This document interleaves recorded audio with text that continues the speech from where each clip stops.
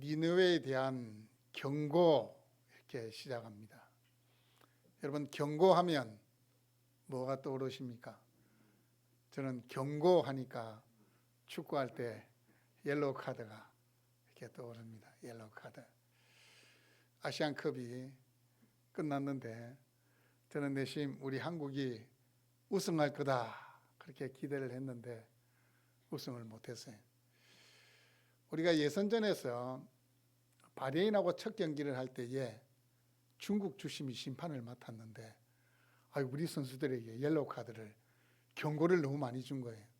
그런데 이 경고를 받게 되면 어떻게 되느냐? 경고를 받게 되면 경고를 한 장 더 받으면 퇴장이 되는 겁니다. 그래서 경고를 받게 되면 선수들의 마음이 위축이 됩니다. 그래서 제대로 이렇게 플레이를 못하게 되는 수가 있습니다. 오늘 말씀에서도 니느웨에 대한 경고 이렇게 시작하는데, 근데 이 경고라는 것은 히브리어로는 마사라는 단어인데, 마사라는 단어는 짐이라는 의미입니다. 짐.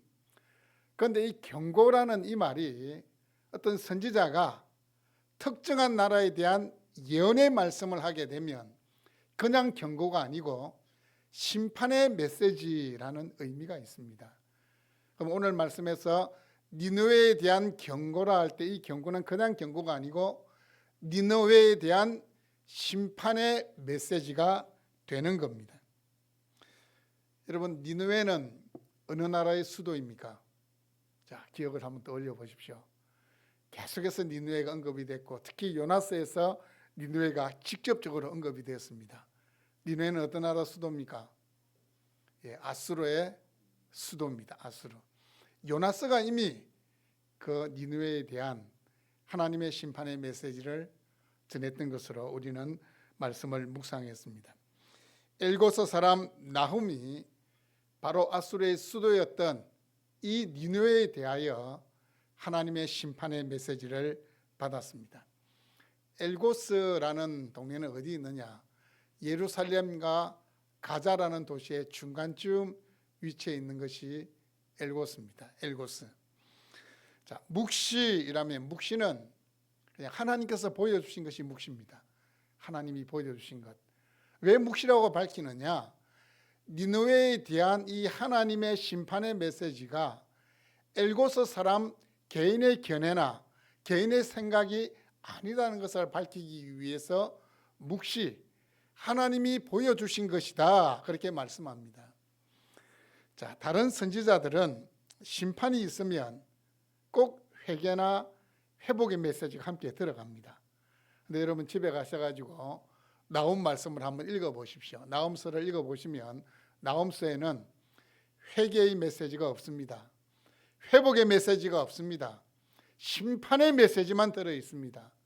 그게 왜 그런가 하면 이미 하나님께서 한 150년 전에 요나 선지자를 통해서 니느웨에 대한 심판의 메시지를 주셨습니다.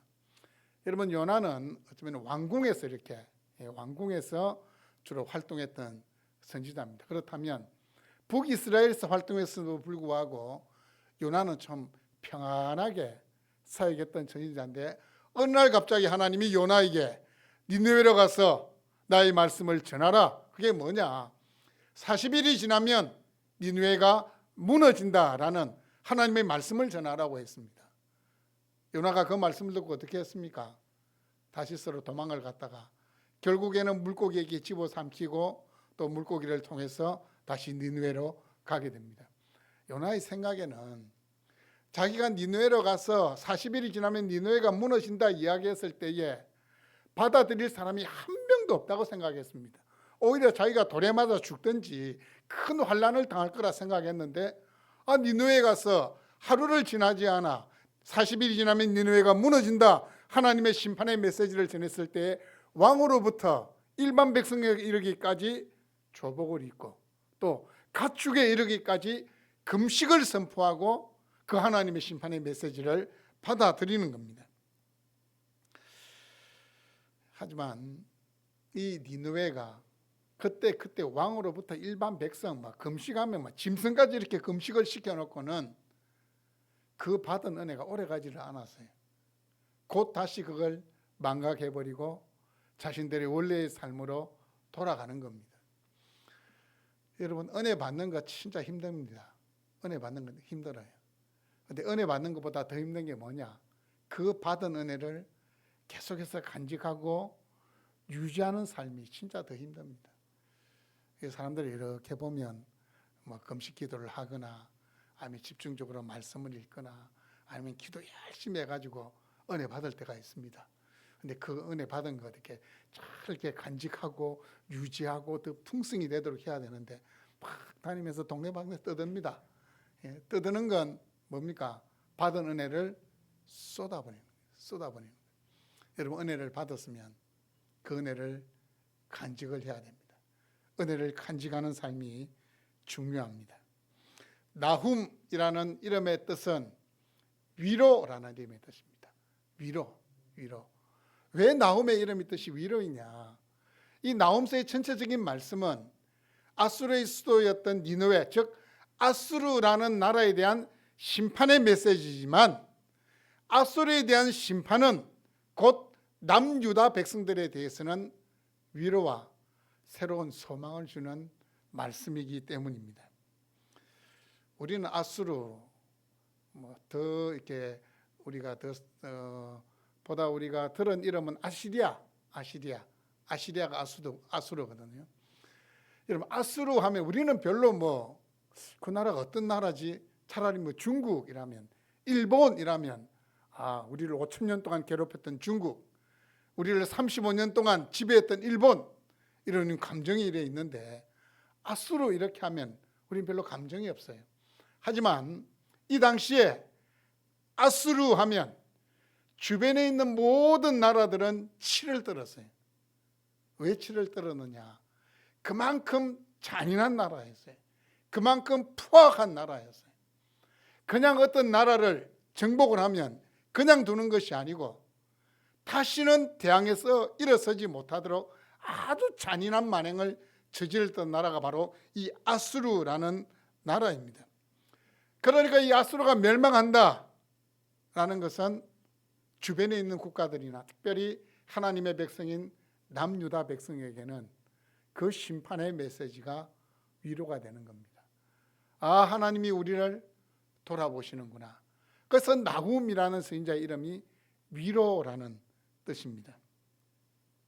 하나님은 니느웨에 대한 심판의 메시지를 주시기 전에 그 아수르를 심판하시는 하나님은 어떠한 분이신가라는 사실을 먼저 말씀합니다. 그래서 오늘 읽었던 2절부터 그 7절까지의 말씀이 아수르를 심판하시는 하나님이 어떤 분이신가. 나홈이 묵시를 받았기 때문에 그 나홈의 하나님입니다. 하지만 그 나홈의 하나님이 오늘 말씀을 듣는 순간 여러분의 하나님이 되는 겁니다. 자, 그렇다면 그 하나님은 어떤 하나님이신가? 첫 번째는 그 하나님은 보복하시는 하나님입니다. 이 보복이라니까 뭐 보복이라는 단어가 성경에 나오느냐? 오늘 2절 말씀을 보시면 보복이라는 단어가 3번 반복됩니다. 3번. 보복. 보통 사람들은 그렇잖아요. 우리 억울한 일을 당했습니다. 누군가로부터 진짜 무시를 받아가지고 내 인격이 짓밟혔습니다. 그럼 보통 이제 마음이 넓은 사람들은 그래, 인생 살다 보면 그럴 수도 있지 이렇게 생각하겠지만 대부분의 사람들은 그래, 지금은 내가 힘이 없으니까 능력이 없으니까 내가 참는다. 두고 보자. 때가 되면 갚아줄 날이 있을 거다. 이런 생각을 가지게 됩니다. 그런데 오늘 말씀해 보니까 하나님이 보복하신다 그러는 거예요. 하나님 보복하신다 그렇게 말씀합니다. 하나님께서 아수르에 내리실 그 심판을 보복이라고 이야기합니다. 여러분, 아수르가 하나님을 직접적으로 대항한 적이 있습니까? 하나님을 막 대항해서 막 욕을 하고 그런 적이 있습니까? 하지만 현재 아수르의 상황은 이 고대 근동 지역의 절대 강자가 돼가지고 군림하고 있는 상황입니다. 하나님을 직접적으로 대항했다라는 표현은 없지만 아마 북이스라엘을 멸망시키는 가운데에서 그들의 신이었던 하나님을 조롱했을 겁니다. 남유다를 침공해가지고 대부분의 성을 점령하게 되었을 때도 너희들이 믿는 하나님을 거론했을 겁니다. 성경에도 나옵니다. 거론하고 있습니다. 사내립이 침략했을 때 하나님을 조롱하는 내용이 분명히 나오고 있습니다. 북이스라엘이 BC 722년에 아수르에서 멸망을 당합니다. 그리고 이 아수르가 세력을 점점 넓혀서 주변에 있는 나라를 점점점 정복하고 남유다까지도 침공을 해서 잔인한 만행을 저질렀습니다. 하나님은 하나님의 백성들의 나라를 멸망시키고 침략한 것을 하나님을 대적한 것으로 여기십니다. 하나님은 세상 나라가 하나님 나라를 대적할 때에 보복하십니다. 하나님 나라를 무너뜨리려 할 때에 직접 나서십니다. 출애굽기 20장 22절에서 약속하신 말씀대로 행하십니다. 내가 네 원수에게 원수가 되고 네 대적에게 대적이 될지라. 우리를 원수같이 여기는 자에게 하나님은 원수가 되겠다 이야기합니다. 우리를 대적하는 자들을 하나님이 친히 대적하시겠다 그렇게 말씀하시는 겁니다. 하나님의 백성을 대적하는 자는 결국 하나님을 대적하는 것입니다. 교회를 핍박하는 것은 주님을 핍박하는 겁니다. 하나님의 백성인 우리를 핍박하는 것은 곧 주님을 핍박하는 겁니다. 다메섹 도상으로 가는 그 길에서 주님이 사울을 만나서 뭐라고 말씀했습니까? 사울아 사울아 너는 왜 나를 박해하느냐? 사울이 주님 직접 박해한 적 없어요. 예수 믿는 사람을 잡아서 옥에 넣는 역할을 했는데 주님은 네가 나를 박해했다, 핍박했다 그렇게 말씀하시는 겁니다. 그래서 주님께서 원수를 친히 갚지 말고 나에게 맡기라 그렇게 말씀하신 겁니다. 주님께서 보복해 주실 것이기 때문입니다. 여러분 인생 살다 보면 억울한 일 당할 때가 있습니다. 무시받을 때가 있습니다. 분노가 치밀어 오를 때가 있습니다. 이 분노가 치밀어 올라서 어쩌면 몇 날 며칠 밤잠을 설칠 때도 있습니다. 그리고 이렇게 보면 하나님 살아계신데 어떻게 저렇게 약한 사람들 하나님은 내버려 두실까? 그런 생각이 들 때도 있습니다. 여러분 눈물 날 일이 많지만 기도할 수 있기를 바랍니다. 억울한 일 많지만 주님을 위해서 참을 수 있기를 바랍니다. 왜냐하면 주님께서 친히 우리를 대신해서 보복해 주실 것이기 때문입니다. 주님의 진노하심에 맡길 수 있기를 바랍니다. 내 사랑하는 자들아 너희가 친히 원수를 갚지 말고 하나님의 진노하심에 맡기라. 기록되었을 때 원수 갚는 것이 내게 있으니 내가 갚으리라고 주께서 말씀하시니라. 여러분 3절에 보시면 보복하시는 하나님과 조금은 이 반대적인 개념을 말씀하십니다. 그게 뭐냐? 여호와께서는 노하기를 더디하시며. 그런데 여러분 보복하시는 하나님과 노하기를 더디하시는 하나님 전혀 다른 뜻이 아닙니다. 어떤 사람은 생각할 때에 노하기를 더디하시는 하나님 이렇게 이야기하니까 그래서 사람들이 이 하나님 무서운 줄 모르고 자기 뜻대로 행하는구나. 하나님은 꾹꾹꾹꾹 언제나 꾹꾹꾹꾹 참으시는 하나님이구나 그렇게 생각하겠지만 노하기를 더디하시는 하나님이라는 이 말씀 가운데 숨겨진 진짜 의미가 뭐냐? 하나님은 결정적인 한 방을 위해서 참고 계신다는 겁니다. 결정적인 한 방을 위해서 참고 계신다는 겁니다. 사람들이 악행을 저질러도 하나님께서 즉각적으로 보응하시지 않는 것 같지만 하나님은 결정적인 한 방을 위해서 인내하고 계십니다. 이런 의미에서 저는 최후의 심판을 믿습니다. 하나님 최후의 심판을 믿습니다. 지금 하나님께서 악인들에 대해서 즉각적으로 하나님이 심판하지 않지만 마지막 날에 그들의 모든 행위에 대한 죄값을 분명히 치르게 될 것입니다.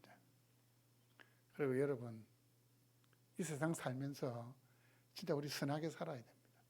선하게 살아야 됩니다.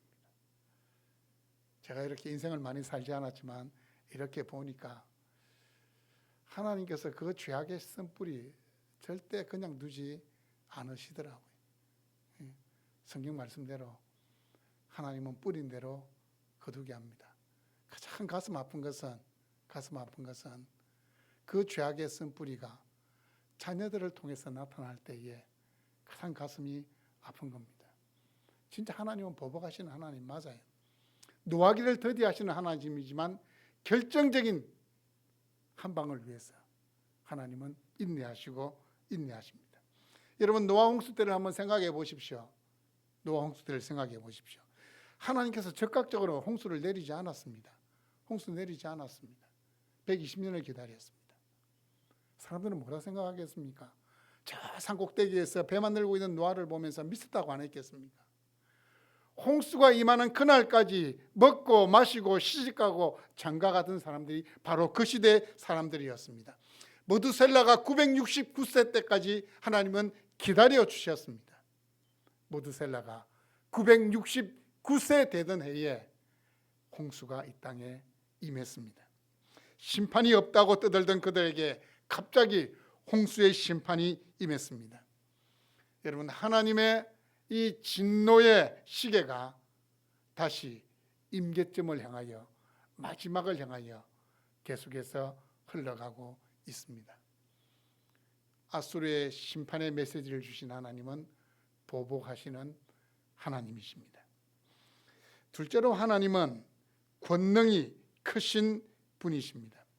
여러분, 당시 사람들은 아수르가 절대 강자였기 때문에 절대로 꺾을 수 있는 세력이나 나라가 없다고 생각했을 겁니다. 여러분, 지금 이 지구촌에서 절대 강자가 어느 나라입니까? 미국입니다. 우리가 생각할 때는 미국이라는 나라가 영원할 것 같지만 하나님이 다스리셨던 역사를 쭉 살펴보면 영원한 나라 없습니다. 제가 볼 때는 미국도 언젠가는 패권을 다른 나라로 넘겨주게 됩니다. 하나님은 아수르 제국에 대해서 침묵하지 않았습니다.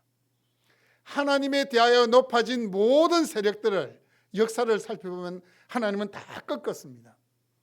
아수르 제국을 바벨론이라는 나라가 꺾어버렸습니다. 바벨론이라는 나라는 페르시아가 꺾었습니다.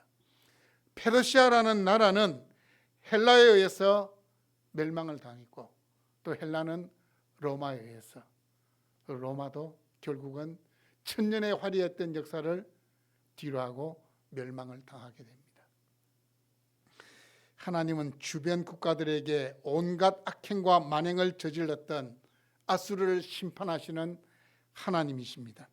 하나님은 크신 권능을 가지시고 주권적으로 역사하시는 분이십니다. 3절에 보시면 하나님이라고 번역된 그 하나님이라는 단어는 히브리어로 엘이라는 단어인데, 엘이라는 것은 심판을 행하시는 권능의 하나님을 강조하는 표현입니다. 3절 마지막 부분에 보시면 구름은 그의 발에 티끌이로다 라는 말씀이 나옵니다. 하늘에 높은 구름이라고 할지라도 하나님의 심판의 바람이 불면 티끌처럼 사라져버린다는 것입니다.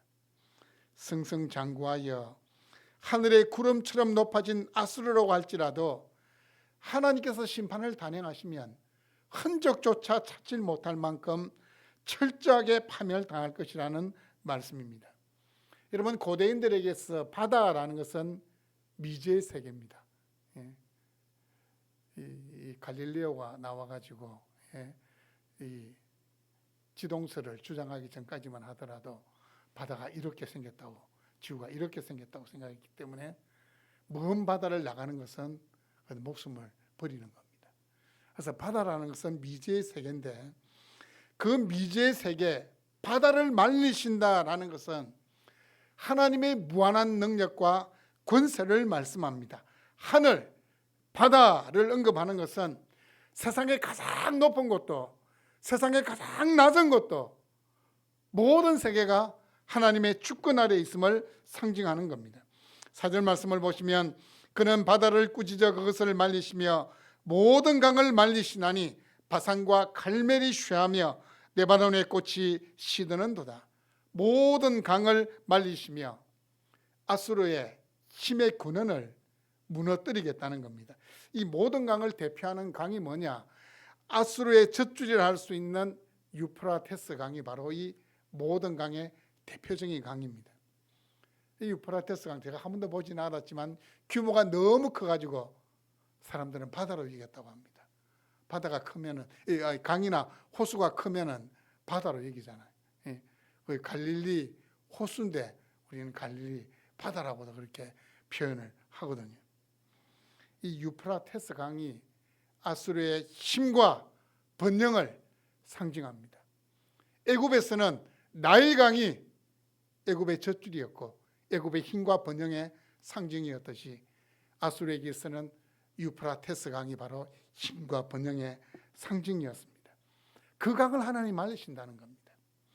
바산이라는 곳은 비옥한 땅으로 가축을 키우기에 적합한 땅이었고 갈멜은 숲으로 유명한 관목지대였기 때문에 올리브와 포도가 재배되는 풍요로운 곳이었습니다. 여러분, 레바논 하면 뭐가 유명하겠습니까? 레바논 국기 보니까 이 나무가 이렇게 들어있던데 백향목입니다. 레바논 백향목. 지금도 레바논 국기 보면 백향목 이렇게 나무가 이렇게 들어있습니다. 백향목으로 유명했던 갈멜, 바산, 레바논 같은 그 풍요로운 것도 하나님께서 말리시겠다 그렇게 말씀합니다. 아수르가 아무리 아름답고 찬란한 문화를 꽃피웠다 할지라도 하나님의 권능에 의해서 하루아침에 황폐하게 될 것을 선언하십니다. 여러분, 고대인들에게 있어서 산이라는 존재도 신비로운 존재입니다. 산. 그래서 고대인들이 산을 또 이 신처럼 섬기고 있잖아요. 신비로운 존재고 안전을 제공해주는 존재고 뿐만 아니라 이 땅의 기초를 떠받치는 기둥으로 생각했어요. 이 하늘까지 닿아 있으니까 이 하늘이 무너지지 않도록 이 산이 이렇게 떠받치고 있다 그렇게 생각을 했는데, 산들이 진동하고 작은 산들이 녹는다는 것은 같은 의미입니다. 아수르가 완전히 파괴되고 멸망될 것을 산들이 진동하고 작은 산들이 녹는다 그렇게 표현을 하신 것입니다. 아수르를 향한 여호와의 심판은 그 누구도 감당할 수 없을 정도로 맹렬한 심판이 된다는 사실을 강조합니다. 6절을 보시면 진노를 파괴적인 불에 비유하고 있습니다. 그 불이 바위들을 깨트릴 정도로 매우 강한 것으로 묘사하는데, 그의 진노가 불처럼 쏟아지니 그로 말미암아 바위들이 깨지는도다. 여기서 바위라는 것은 그냥 한 개, 두 개 이런 바위가 아니고 큰 이 바위 절벽을 바위들이라 그러는 겁니다. 아수르라는 존재가 그만큼 대단한 존재였습니다. 절벽과 같은 존재, 도무지 무너뜨릴 수 없는 절벽과 같은 존재가 아수르였는데, 그 하나님의 심판의 불에 의해서 산산조각 나게 될 것이라고 말씀하고 있습니다. 아수르 제국의 심판의 칼날을 뽑으시기 전에 이스라엘 백성들을 향하여서 하나님이 어떠한 분이신가를 다시 한번 각인시키고 있습니다. 여러분, 여러분에게 있어서 하나님이 어떠한 분이십니까? 하나님은 크고 위대한 분이십니까? 여러분이 만약 우리 하나님을 크고 위대한 하나님으로 믿으신다면 하나님은 여러분의 삶에 크고 위대하신 하나님으로 역사하실 것입니다. 여러분이 하나님을 향한 믿음의 크기가 얼마냐에 따라서 역사하시는 하나님이 결정된다는 겁니다. 하나님은 크고 위대하신 분입니다. 권능이 많으신 분이십니다. 그 하나님을 크고 위대한 권능이 많으신 분으로 믿을 수 있기를 바랍니다. 세 번째, 하나님은 선하신 분이십니다. 여러분, 7절 말씀을 읽어보시면 2절하고 6절 사이에 있는 말씀하고 분위기가 완전히 다릅니다. 7절을 보시면 여호와는 선하시며 이렇게 이야기하고 있는데 2절 이하의 말씀을 보시면 하나님은 분노하시는 하나님, 심판하시는 하나님, 크고 크신 권능으로 심판하시는 하나님인데 갑자기 7절에서 여호와는 선하시며 이렇게 이야기하시는 겁니다. 왜 이 말씀을 하시는 거냐? 하나님은 그냥 아무런 목적 없이 아무런 까닭 없이 그냥 화가 난다고 막 분노를 쏟으시는 분이 아니라는 겁니다. 자기 화에 못 이겨가지고 막 이렇게 분을 내는 사람이 아니라는 겁니다. 회개의 길에 기회를 짓밟아버린 아수르를 심판하시는 하나님이시지만 이스라엘 백성들에게는 위로의 하나님이십니다. 오늘 말씀은 여호와는 선하시며 라는 말씀으로 아수르의 멸망을 지켜보는 남유다 백성들을 향하여 말씀하고 있습니다. 절대 강국인 이 아수르의 멸망을 바라보면서 의지할 분은 하나님 한 분밖에 없다는 메시지를 던지는 겁니다. 북이스라엘도 남유다도 하나님이 세우신 나라였지만 이들이 늘 마음으로 딴 생각을 품는 겁니다. 강국을 좀 의지하면 우리나라가 안전할까? 늘 그 생각으로 하나님의 마음을 아프게 했던 겁니다. 아수르에 대한 심판의 메시지를 주신 다음에 여호와는 선하시며, 다시 말씀드리면 여호와 하나님 한 분밖에 의지할 대상이 없다라는 사실을 말씀합니다. 여호와는 좋으신 분이시다 그 말입니다. 여호와는 선하시다 그 말은 하나님은 좋으신 분이시다. 좋으신 하나님, 좋으신 하나님, 참 좋으신 나의 하나님, 복음성도 있듯이 하나님은 좋으신 분이십니다. 여호와께서 선하시다는 것은 하나님은 변함없으시다는 것입니다. 또 여호와께서 선하시다는 것은 자신의 택한 백성들을 버리지 아니하시고 끝까지 사랑하신다는 것이 여호와가 선하시다라는 이 말씀의 의미입니다. 여러분, 어떤 어려움이 오더라도, 어떤 절망적인 상황에 직면하게 되더라도 정말 이 약한 세력들이 똘똘 뭉쳐가지고 여러분을 대항한다 할지라도 하나님을 바라보며 의지할 수 있기를 바랍니다. 말씀해 보니까 그 하나님을 환난 날에 뭐라고 말씀하고 있습니까? 산성이시라. 환난 날에 산성이시라. 이 고대 전쟁하는 데 있어서 높은 산에 이렇게 산성이 있다는 것은 적군이 쉽게 무너뜨리지 못한다는 겁니다. 침투하지 못한다는 겁니다. 산성은 다른 말로 피난처가 되는 겁니다. 적군의 칼날을 피해서 견고한 산성으로 들어가게 되면 안전함을 얻습니다. 고난의 파도가 연거푸 몰려와도 항구에 들어가면 그 배는 안전한 겁니다. 여호와께서 산성이 되어주셔서 극한 상황으로 내몰리지 않도록 막아주십니다. 나는 죽었구나 생각하고 눈을 탁 감는 순간 하나님의 전능하신 팔이 우리를 보호해 주십니다.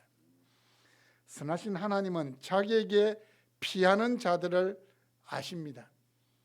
이 말씀 가운데서 피하는 자들이라는 말은 신뢰하는 자들이라는 의미입니다. 자기를 신뢰하는 자들을 하나님은 아십니다. 누가 자기를 신뢰하는지, 누가 자기를 절대적으로 신뢰하는지를 아신다는 겁니다. 필요할 때만 의지하는 자가 아니고 늘 자신을 신뢰하는 자들, 의지하는 자들을 하나님은 아신다라고 말씀하고 있습니다. 하나님은 남편이 이렇게 아내를 보호하듯이, 아니면 부모가 자식들을 보호하듯이, 이 자녀가 이렇게 아장아장 걷다가 탁 엎어져가 울고 있는데 그래 빨리 일어나든지 말든지 네 마음대로 하거라 할 부모는 아무도 없습니다. 아장아장 걷다가 막 넘어지는 순간 막 몸을 날렸으라도 그 아이를 보호하려는 것이 부모의 마음입니다. 하나님이 그렇다는 겁니다. 자기에게 피하는 자들을 아신다. 그 부모의 마음으로 하나님이 우리를 보호하신다는 겁니다. 우리를 특별하게 관리해 주십니다. 여러분, 우리가 살고 있는 21세기는 나훔 선지자가 살았던 주전 620년경보다 그냥 겉으로 보기에는 안전한 시대이고 풍요로운 시대이고 문제가 없는 시대로 보입니다. 왜냐하면 아수르 같은 강대국이 지금 막 우리나라를 침략한 건 아니잖아요. 물론 늘 이 전쟁의 위협 가운데 살고 있는 우리나라긴 하지만 피상적으로 보면 620년 전보다 2600년 전 그 이스라엘 백성들보다 우리가 더 안전함을 누리고 있는 것 같고 풍요로움을 누리고 있는 것 같고 죄를 덜 짓는 것처럼 느껴집니다. 하지만 여러분 그렇지 않습니다. 지금 우리가 살아가는 시대는 절대적인 가치관이 무너진 시대입니다. 절대적인 진리, 절대적인 권위는 없습니다. 영적으로도 어두움의 때입니다. 엄란한 문화가 범람하고 있는 시대입니다. 여러분 종종 TV나 매스컴을 통해서 접했을 겁니다. 이제는 이 마약이라는 것이 일반 국민들의 삶 속으로 침투를 했습니다. 모르긴 해도 많은 사람들이 이미 마약에 노출이 되었습니다. 절대로 우리나라도 마약에 대해서 이제 청정국가가 아닙니다. 많은 젊은이들이 미래에 대한 기대나 소망이 없이 그냥 자신의 몸을 숨겨버리는 은둔형 외톨이로 살아가고 있습니다. 우리의 혼자 힘으로는 절대로 세속의 거대한 물결에 맞설 수 없습니다. 나 혼자 힘으로 된다라고 했던 수많은 자들이 넘어졌습니다. 실패했습니다. 쓰러지고 있습니다. 눈에 보이지 않는 하나님께서 환난의 때를 살아가고 있는 우리들을 위해서 눈에 보이는 공동체를 세워주셨습니다. 그것이 무엇이냐? 교회입니다. 교회. 세속의 물결이 나를 집어삼키지 못하도록 거룩한 공동체에 우리는 붙어 있어야 됩니다. 하나님은 교회라는 거룩한 공동체를 통해서 말씀의 은혜를 나누게 하시고 함께 기도하게 하시고 함께 이 세상을 이기게 하십니다. 여러분 환난을 당하고 있습니까? 도움이 필요하십니까? 피난처가 필요하십니까? 눈에 보이지 않는 하나님께서 눈에 보이는 피난처를 만들어 주신 이 교회에 깊이 들어올 수 있기를 바랍니다. 우리의 산성이 되신 하나님께서 함께 하시는 공동체 바로 교회입니다.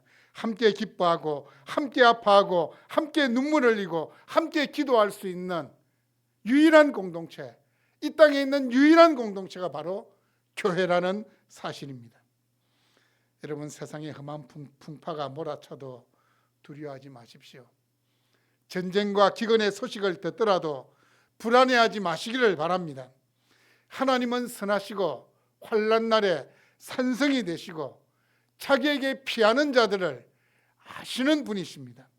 우리가 몸담고 있는 이 거룩한 공동체 교회를 통해서 말씀하시고 역사하시는 분이 하나님이십니다. 여러분 하나님은 보복하시는 하나님이시고 또 하나님께서는 노하기를 더디하시는 하나님이시고 또 하나님께서는 권능이 크신 분이십니다.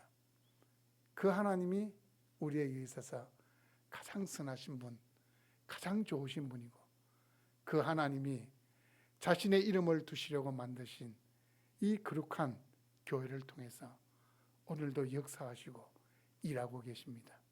죄악 많은 세상 가운데서 이 교회와 함께 세상을 이길 은혜를 공급받는 여러분의 삶이 될 수 있기를 주님의 이름으로 축복합니다.